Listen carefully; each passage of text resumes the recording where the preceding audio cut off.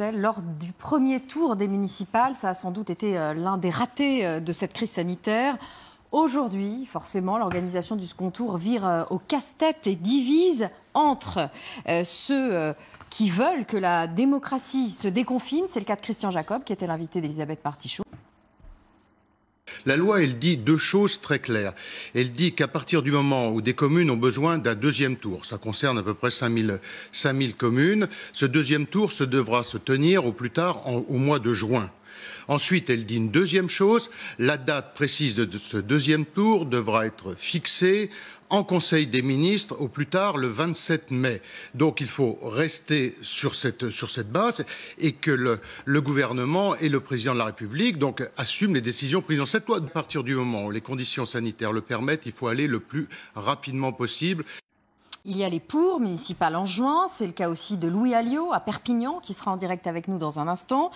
Il est ici, voilà, bonjour, merci d'être avec nous. Et puis il y a ceux plus prudents qui attendent que la situation sanitaire se stabilise et ce sera l'objet d'ailleurs de la toute première réunion physique organisée à Matignon entre Édouard Philippe et les chefs de parti ce soir.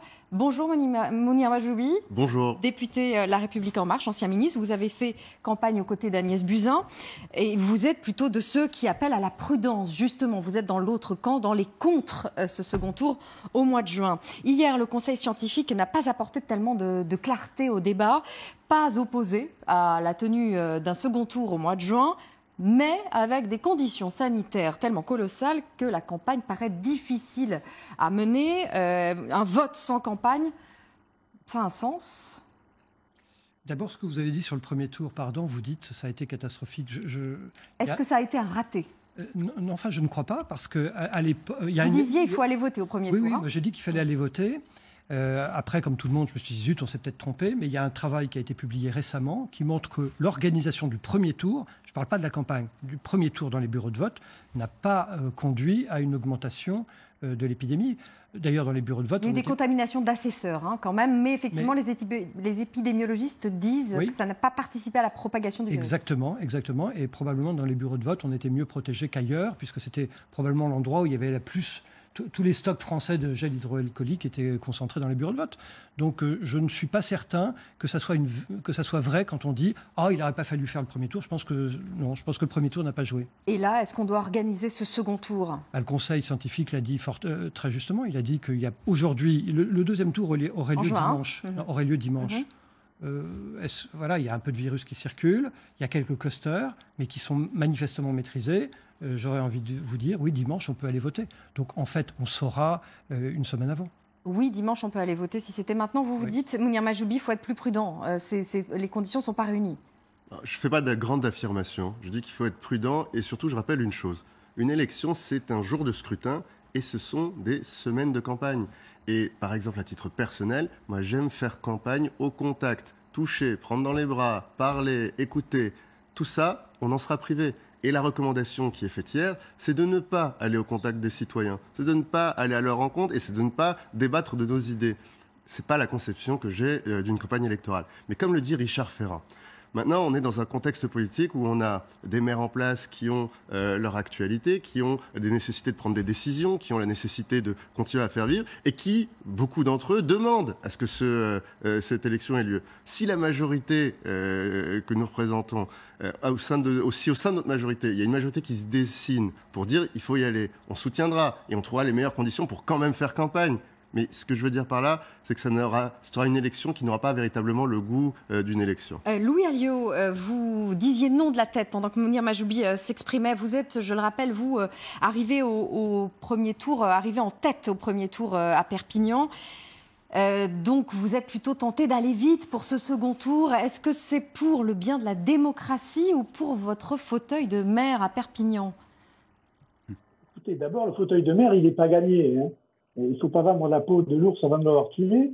Et ensuite, moi, je fais un constat. Nos enfants sont dans les écoles. Les plages sont ouvertes. Les restaurants vont ouvrir.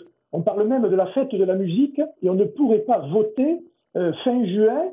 Sous quel prétexte ? La démocratie, donc, serait moins importante que l'ouverture des commerces, les supermarchés, etc. Je trouve ça un peu aberrant. Et comme l'a dit le docteur Juvin, il y avait moins de chances d'attraper le Covid dans les bureaux de vote avec les précautions qui avaient été prises que dans les supermarchés ou dans un certain nombre d'autres lieux. Donc je pense que c'est important. Ce premier tour a été joué.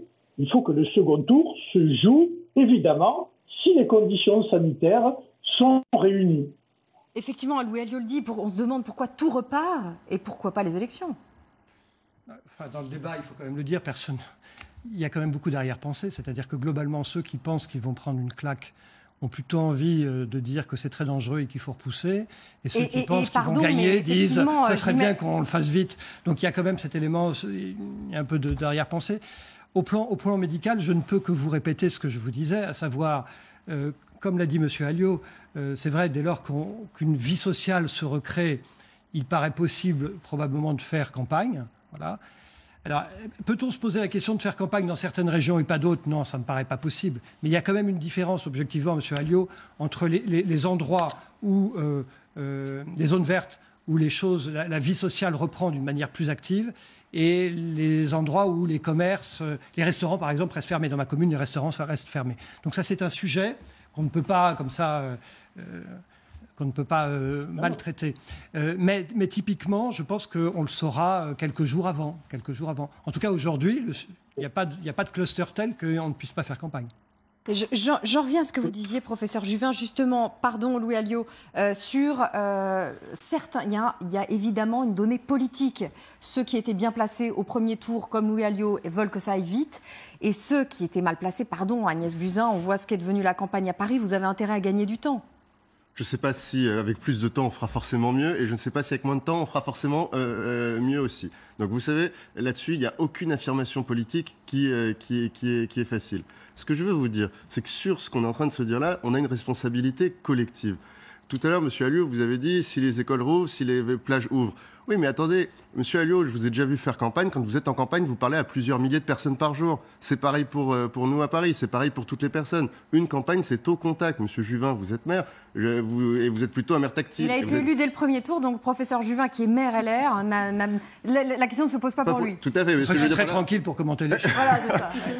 Une campagne, c'est du contact. Et ce que nous redoutons, c'est le contact. Et ensuite... Maintenant, il y a une responsabilité collective. Il y a ce que les citoyens sont prêts à faire. Est-ce que les citoyens sont prêts à voter?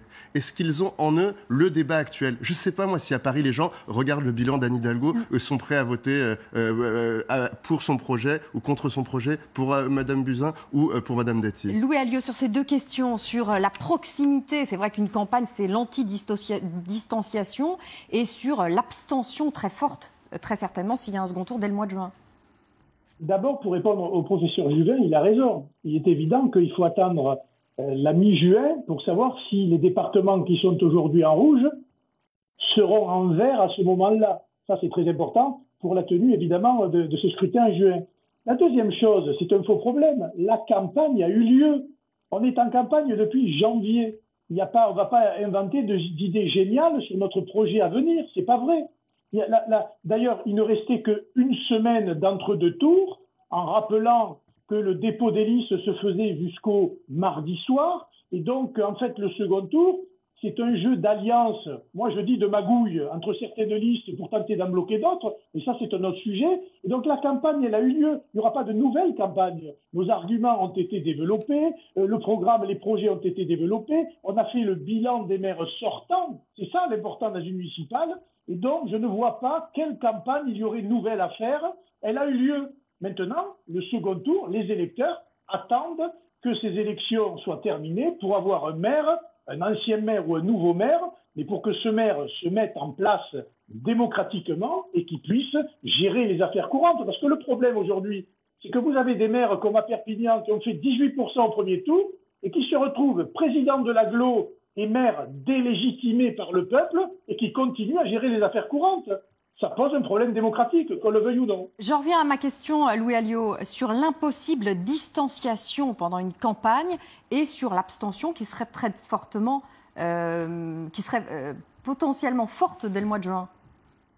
Oui, on verra bien. Encore une fois, c'est dans plus d'un mois. On verra que l'état d'esprit des Français, moi je crois que les gens se rassurent petit à petit et de plus en plus. Donc l'abstention, j'allais dire, c'est un paramètre dont il faut tenir compte, mais ce n'est pas le paramètre essentiel. Et je vous dis, moi, pour la campagne électorale, il n'y aura peut-être pas de grands meetings, mais il y aura quand même des tracts distribués, il y a quand même des journaux qui font leur travail d'information, il y a des petites radios locales, il y a des radios, enfin bref, il y a quand même une grosse caisse médiatique et démocratique qui fonctionne. La seule chose, effectivement, où peut-être nous ne pourrons pas le faire, c'est des grandes réunions publiques. C'est la seule chose. Mais nous serons sur un pied d'égalité. Tous les candidats seront logés à la même enseigne et c'est ça qu'il faut regarder, je pense.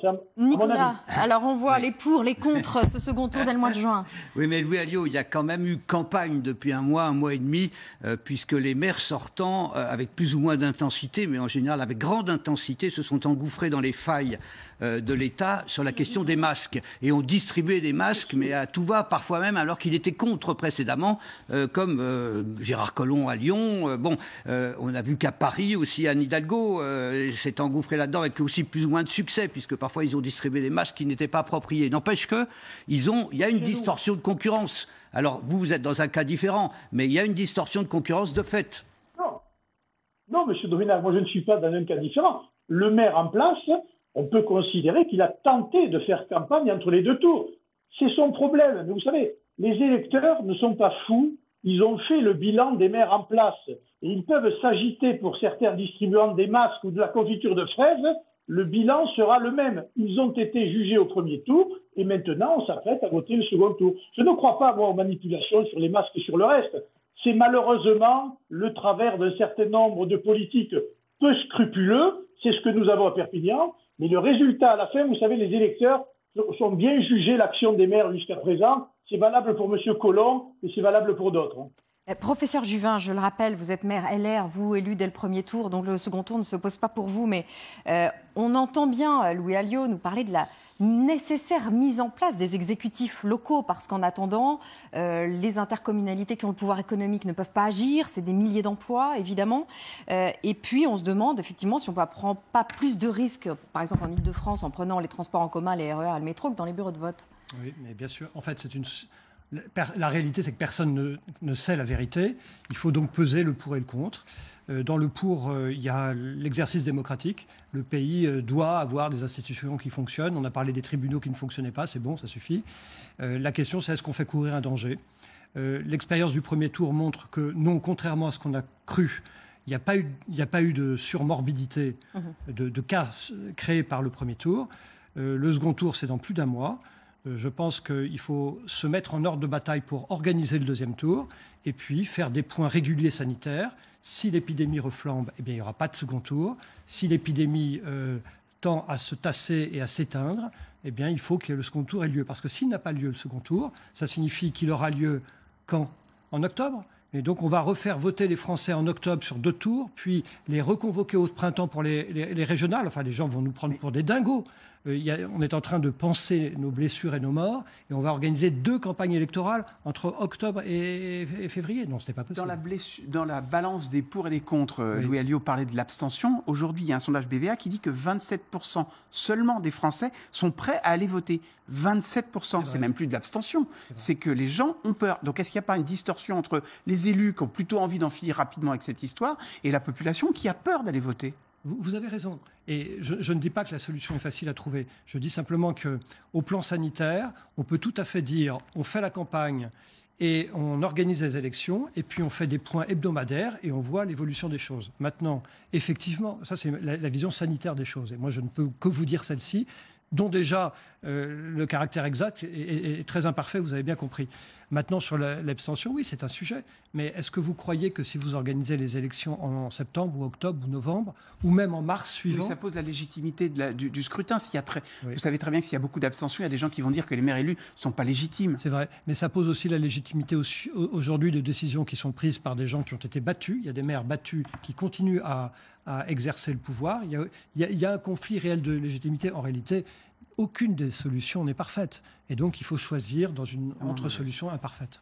Mounia Majoubi, on le parlait des intercommunalités qui ont le pouvoir économique et des millions d'emplois qui sont pour l'instant bloqués. Sur cette question-là, le fait que le pays soit à l'arrêt, est-ce qu'il ne faut pas le redémarrer et donc engager un second tour assez vite ? Il faut redémarrer le pays, il faut un redémarrage économique, mais vous savez, le fait que les intercos ne soient pas réélus, le fait que certains maires ne soient pas réélus, n'empêche pas tous les investissements. La ville de Paris vient de voter un plan d'investissement, d'autres villes ont préparé les leurs, vous avez préparé le vôtre.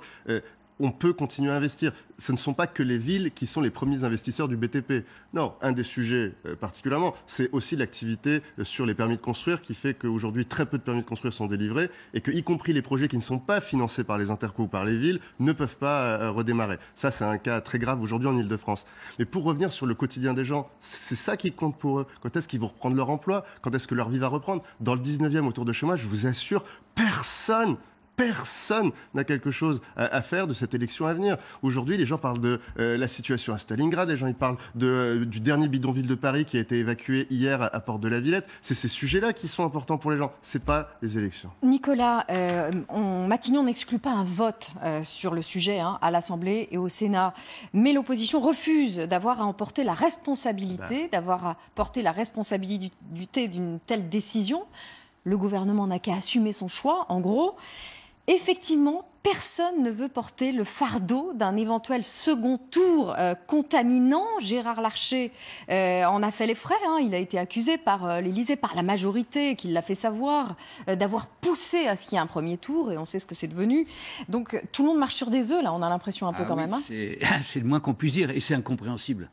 Déjà que c'est vrai que les Français, dans leur majorité, ont guère envie de s'occuper de questions électorales dans l'immédiat, mais plus des douleurs qui leur sont infligées, des problèmes d'emploi, de chômage, etc. Donc que les oppositions refusent de se prononcer là-dessus, alors même qu'elles réclament, au fond, d'être davantage intégrées au débat démocratique et qu'elles ne veulent pas se prononcer publiquement, c'est totalement incompréhensible. J'espère qu'ils changeront de position.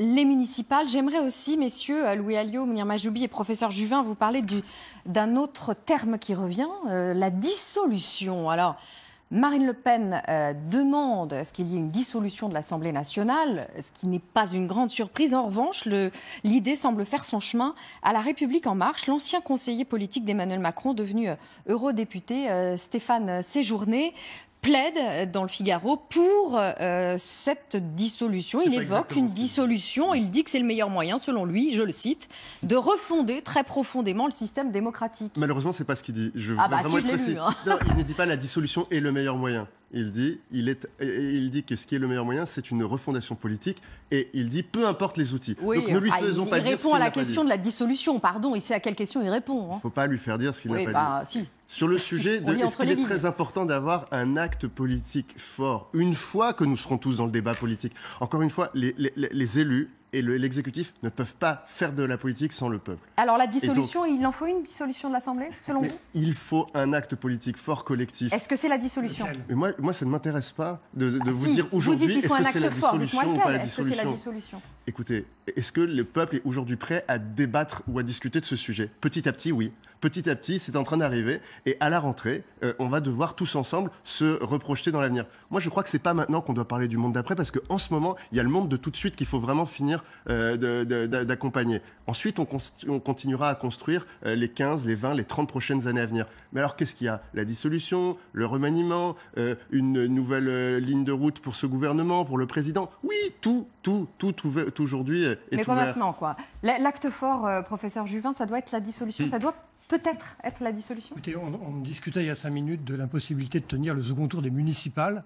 Et maintenant, on nous sert qu'on va dissoudre l'Assemblée. Tout ça est une vaste comédie. Ça signifie qu'on est dans du bidouillage général. Et moi, ce que j'attends du président, c'est qu'il gère le pays, c'est qu'il dise la vérité, qu'il reconstitue nos stocks et qu'il permette aux soignants de bien soigner. Et pour le reste, s'il veut dissoudre, ça, c'est de la bidouillerie électorale dont les Français probablement sur lequel les Français auraient un jugement probablement assez sévère. Et sur cette bidouillerie, Louis Alliot, la dissolution de l'Assemblée nationale, vous la souhaitez ? J'imagine. Et on parlait de distanciation tout à l'heure. Entre le pouvoir, aujourd'hui, l'État et le peuple, c'est vrai qu'il y a une très très grande distanciation. Les gilets jaunes, les retraites, maintenant la crise du Covid et la gestion un peu hasardeuse qu'il y a eu de cette crise, c'est vrai qu'il y a une fracture et qu'il faudra relégitimer le pouvoir. dans la Ve République, il n'y a qu'une seule solution. Si on veut renouer ce lien avec le peuple, c'était d'ailleurs la volonté du général de Gaulle, c'est la dissolution. Voilà. Ou alors, c'est la démission. Mais on ne peut pas l'imaginer. Donc, elle aura lieu. Ce débat aura lieu, je ne sais pas quand, à la rentrée, ou à l'hiver, ou à l'automne, ou à l'été prochain, je n'en sais rien. Mais il aura lieu. Mais il est évident que ce pouvoir aujourd'hui, il n'a même plus la majorité dans son propre camp, puisque M. Macron a perdu un autre groupe parlementaire et donc il n'a plus de majorité. Donc cette question de la légitimité de l'État est très importante parce qu'un État faible, un gouvernement faible, aura bien du mal à prendre des décisions courageuses pour l'avenir. Et très honnêtement aujourd'hui, M. Macron et le gouvernement sont très affaiblis et ils ne pourront que gérer les affaires courantes. Ils ne pourront pas faire des réformes en profondeur, y compris d'ailleurs celle des hôpitaux, qui me semble dès aujourd'hui partir très mal. Donc vous souhaitez cette dissolution de l'Assemblée ? Je la souhaite, je sais pas, quand elle sera possible, oui, c'est inévitable. Parce que d'ailleurs, je pense que M. Macron y a pensé, parce que tout simplement, au Parlement, il a désormais une opposition très supérieure aux gens qui le soutiennent.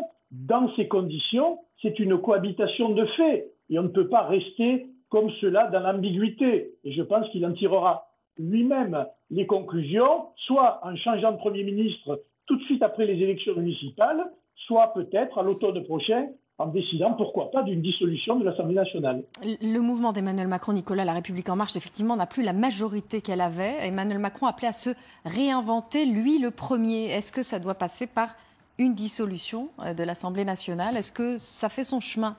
Alors, si on est très très cynique, simplement, il y a une contradiction entre ce que disait Mounir Majoubi et la perspective de la dissolution. Parce que les plus cyniques des macronistes vous expliquent qu'au fond, il fait une dissolution, mais très vite, de sorte de laisser du temps à la droite qui gagnerait les futures législatives de se planter avant l'élection présidentielle. Au fond, il s'agirait d'organiser une cohabitation qui permet et qui a permis à d'autres de s'en sortir avant Chirac autrefois ou François Mitterrand. Donc voilà, là il y a des contradictions. Mais c'est vrai qu'il faudra un acte fort, simplement, je pense pas que la dissolution soit l'acte idéal. Ça fait son chemin tout de même. Non, moi je ne suis pas de ces cyniques-là et ceux que je fréquente au sein de l'Assemblée nationale et de la majorité ne réfléchissent pas sous forme de petits jetons ou de figurines qui permettraient de faire tomber l'un pour faire avancer l'autre. On ne le dit pas à la télé en général. mais vous savez, ça fait maintenant quelques années que j'y suis, je n'ai toujours pas trouvé cette salle secrète où ont lieu ces discussions. Donc peut-être que je n'ai jamais été invité à la bonne table, mais je n'y crois pas. Peut-être que vous ne dites pas la vérité. On parlait de vérité tout à l'heure. La vérité, et c'est peut-être la morale de toute l'histoire, c'est que les gens se rendent compte que quand on est au pouvoir, quand on est à l'exécutif, quand on est la majorité, eh bien on a une responsabilité particulière, c'est celle de prendre des décisions régulièrement. Et quand on voit certains partis d'opposition qui refusent de venir voter ou qui disent qu'ils ne viendront pas voter une décision qui annoncerait un deuxième tour, on voit où est le manque de courage. Décider, c'est du courage. Parfois, décider quand on n'a pas toute l'information, c'est du courage. Se tromper et le reconnaître, c'est aussi une forme très importante de courage. Et je vous ai entendu, M. Juvin, tout à l'heure, je crois que c'est le plus important. Mais quand on a la responsabilité de décider, il faut le faire et il faut avancer. Professeur Juvin, pour terminer, Louis Alliot parlait à l'instant d'une légitimité perdue après une telle crise. Pour retrouver une légitimité, il faut un acte fort. Ça passe par la dissolution plus tard. Ce n'est pas l'objet d'aujourd'hui. Je vous ai dit ce que je pensais de la dissolution. Je pense qu'aujourd'hui, ce qu'on attend, ce que les Français attendent, c'est la vigilance parce que l'épidémie n'est pas terminée, parce que nous sommes dans une période de grande inconnue. On ne sait pas s'il y aura une deuxième vague. S'il y en a une, il faut qu'on y soit préparé. Le sommes-nous, je ne sais pas. S'il n'y en a pas, tant mieux. Mais il y a un hôpital à reconstruire. Et donc, ne serait-ce que la reconstruction de l'hôpital, ça, c'est un acte politique fort. Et plutôt que d'imaginer des arrière-pensées de calcul d'arrière-boutique politique, reconstruisez l'hôpital, ça sera bien plus utile. Merci, professeur Juvin. Merci, Mounir Majoubi. Merci Louis Alliot.